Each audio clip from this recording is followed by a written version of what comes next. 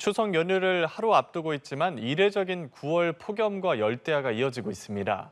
연휴 기간 대체로 흐린 날이 많겠지만 한가위 보름달은 대부분 지역에서 구름 사이로 볼 수 있을 전망인데요. 자세한 추석 연휴 날씨를 전세현 기상캐스터와 알아보겠습니다. 안녕하십니까? 안녕하세요. 예, 요즘 열대야가 계속 나타나네요. 지난 네. 밤 사이에도 열대야 나타난 곳이 많다고요? 네, 맞습니다. 어제 서울 등 중부지방은 비가 내리면서 더위가 다소 주춤했습니다. 하지만 남부지방은 어제도 기록적인 9월 폭염이 이어졌는데요. 전북 정읍의 기온이 35.1도까지 올랐고 경남 양산의 기온도 34도를 훌쩍 넘어섰습니다. 또 말씀하신 대로 9월 열대야도 이례적으로 길게 이어지고 있는데요. 그래픽 함께 보시면 오늘 서울은 24.2도로 열대야 기준을 살짝 못 미쳤고요. 그 밖에 인천 25.2도, 부산 26.2도, 제주 26.4도로 도심과 해안가를 중심으로 열대야가 나타났습니다. 특히 여수는 26.7도로 전국에서 가장 더운 밤을 보냈는데요. 올해는 최장 열대야에 이어서 가장 늦은 열대야라는 기록도 새로 쓰게 됐습니다. 이렇게 9월 중순에도 밤더위가 기승을 부리는 건 높은 습도 때문인데요. 보통 9월에는 상대적으로 건조한 공기의 영향을 받으면서 공기가 차고 건조해집니다. 하지만 지금 우리나라는 열대 공기가 많이 밀려와서 습도가 높은 상황인데요. 때문에 추석 연휴까지도 열대야가 이어질 것으로 예측되고 있습니다. 예, 어제는 비가 내렸다 보니 중부지방을 중심으로 폭염의 기세가 꺾였습니다. 어제는 좀 다닐만 했죠? 네. 예, 그런데 남부지방은 비구름이 비껴가면서 여전히 더웠고 네. 폭염특보도 계속 내려졌다고 하는데 네. 자세한 내용 전해주시죠. 네, 말씀하신 대로 어제는 좀 다니면서 평소보다는 좀 폭염이 주춤한 것 같다라고 느끼셨을 것 예. 같습니다. 오늘도 중부지방엔 비가, 또 남부지방엔 소나기가 지날 텐데요. 비는 수도권과 강원의 최대 80mm 정도가 오락가락 내리겠고 돌풍과 벼락을 동반해서 시간당 30mm가 강하게 집중될 때가 있겠습니다. 이렇게 오늘 중부에 비가 내리면서 어제처럼 폭염 수준의 더위는 없겠습니다. 폭염특보 현황 그래픽으로 함께 보겠습니다.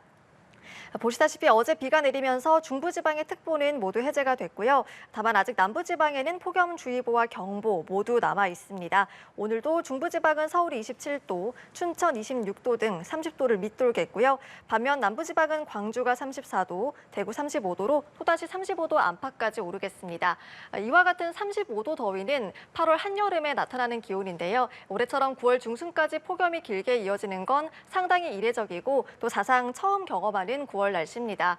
이렇게 때 아닌 9월 폭염에 온열 질환자가 다시 늘어나고 있는데요. 9월이라고 방심하지 말고 뜨거운 한낮에는 바깥 활동을 되도록 자제하시는 게 좋겠습니다. 예, 이제 태풍 소식도 알아보겠습니다. 네. 13호 태풍 버빙카 지금 어디 있습니까? 네, 우선 버빙카는 마카오에서 제출한 이름입니다. 예. 우유 푸딩을 의미하는데요.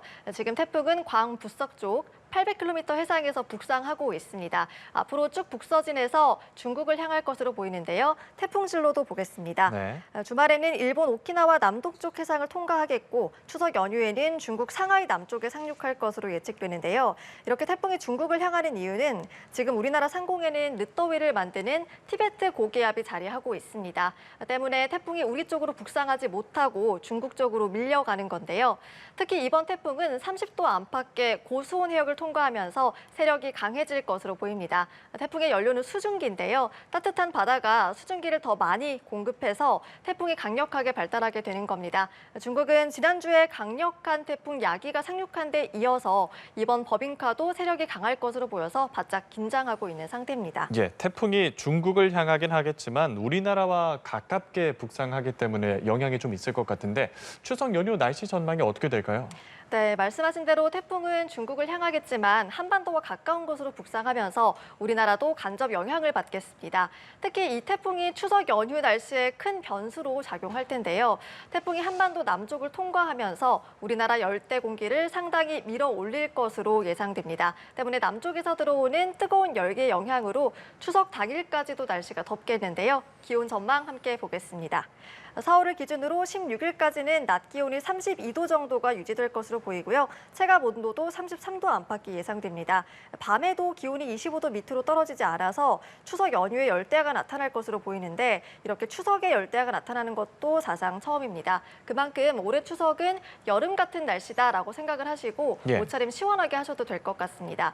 그리고 태풍이 한반도에 직접 영향은 없지만 먼 바다에서 높은 파도를 일으켜서 우리나라 쪽으로 밀려오는 건데요. 때문에 연휴 연휴 초반에는 서해와 남해를 중심으로 물결이 상당히 높게 일겠습니다. 또 태풍과 가까운 제주는 순간적으로 돌풍도 예상되는데요. 추석 연휴에 섬을 오가는 귀성 귀경객들, 또 여행 계획이 있으시다면 항공기나 여객선 운항 여부 미리 잘 살펴야겠습니다. 예, 추석 연휴에는 또 가족들하고 달 구경하는 재미가 있잖아요. 네. 올 추석 당일에 환한 보름달을 좀 볼 수 있을까요? 네, 정말 말씀하신 대로 다들 달맞이를 기대를 또 하고 계실 것 같은데요. 이번 연휴에도 이례적으로 폭염과 열대야가 기승인데다가 안타깝게도 하늘도 맑게 드러나진 않을 것으로 보입니다. 연휴 내내 구름이 많이 낄 것으로 예측하고 있는데요.